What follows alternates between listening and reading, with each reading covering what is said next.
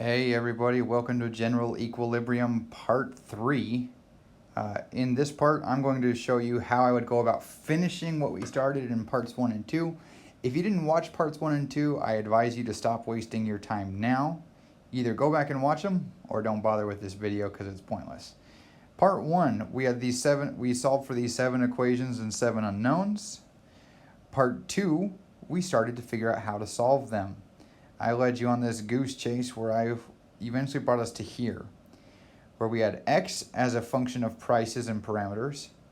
L, happily, was just a function of parameters. It's already fully solved, hence the star instead of the prime. And K was a function of prices and parameters. Now I do want to make an amendment here to my x of W, R, and P. There's no R in that function. X is just a function of W and P.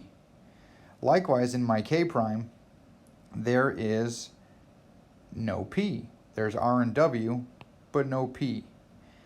That's going to matter because we're trying to get as many of these variables out as possible. So how do I move on? Again, lots of equations, lots of unknowns, means there's lots of ways to do this. I'm going to start with a couple of simple steps.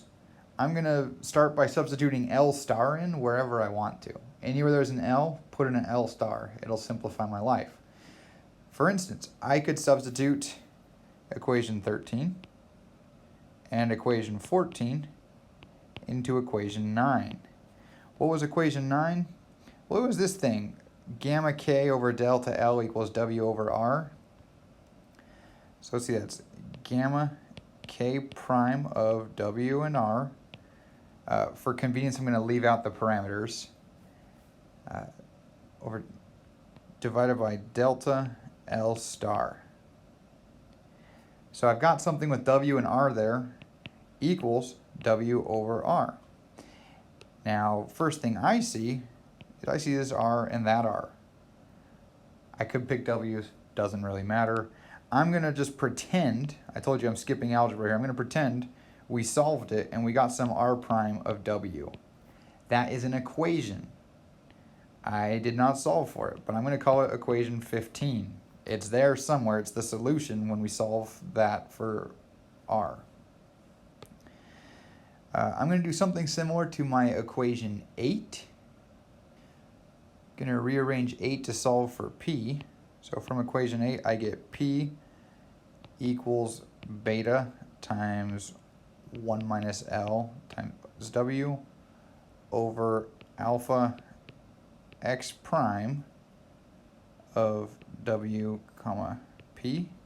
Oh yeah, and that was an L star, by the way. Now what do I have here?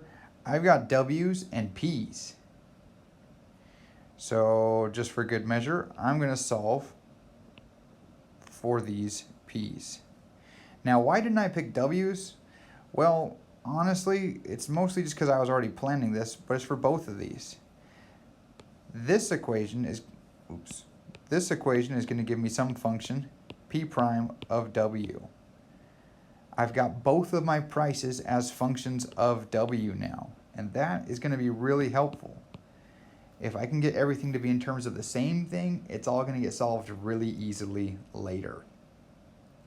So, what do I do next?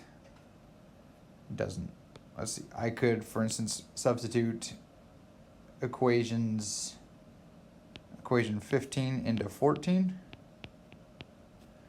So I'm putting my R prime into K of W and R. What does that do? That will get rid of the R's, and it will make K be just a function of W. So what's this going to look like?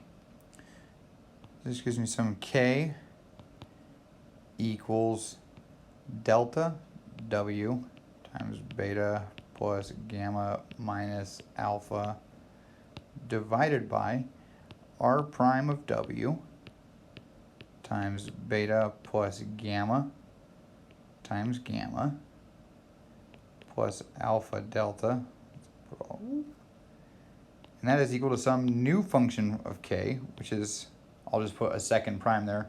Again, these are not derivative primes, these are just saying it's something we've solved for.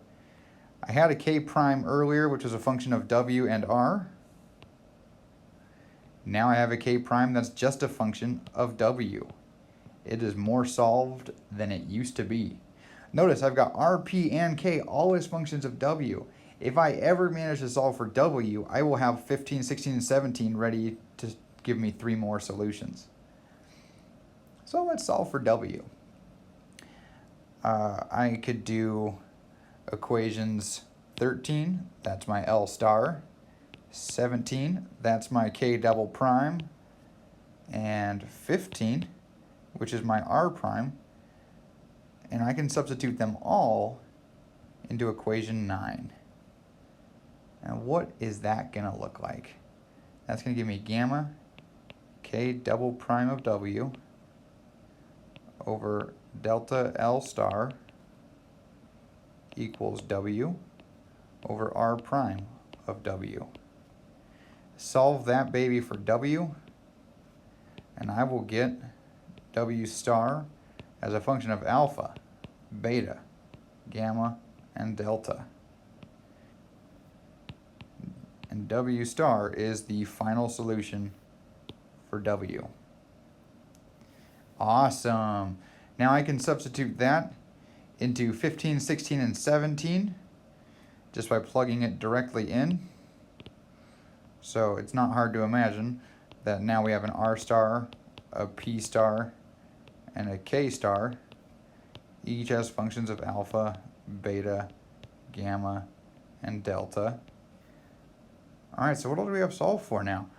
We've got r, p, k, w, and L star solved for. That's 5 of my variables. I just need x, which is q, and my lambda. So let's call these equations 19, 20, and 21. If I substitute 13, which is my L star, and 21, which is my k star, into equation 10, I get that x star, which is a function of alpha, beta, gamma, delta, is equal to L star to the gamma times k star to the delta. And that one is already done. There's our equation 22.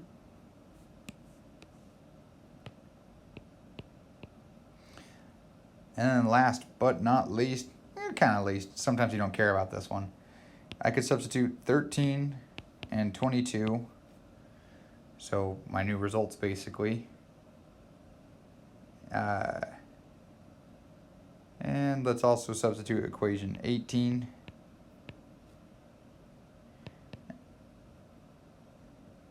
And substitute them all into equation 2. What's that going to look like? That's going to give us a lambda star of alpha, beta, gamma, and delta equals alpha times 1 minus L star to the alpha minus 1, x star to the beta over w star. And that is now solved as well. Now, obviously I skipped a lot of algebra, like all of it, because it'd be a miserable experience and I'm done with grad school. But what I was trying to do is, by substituting, reduce the number of variables in each of my equations, and eventually get it down to this point where the only variables left are the parameter values. I don't know if this was helpful to you or not.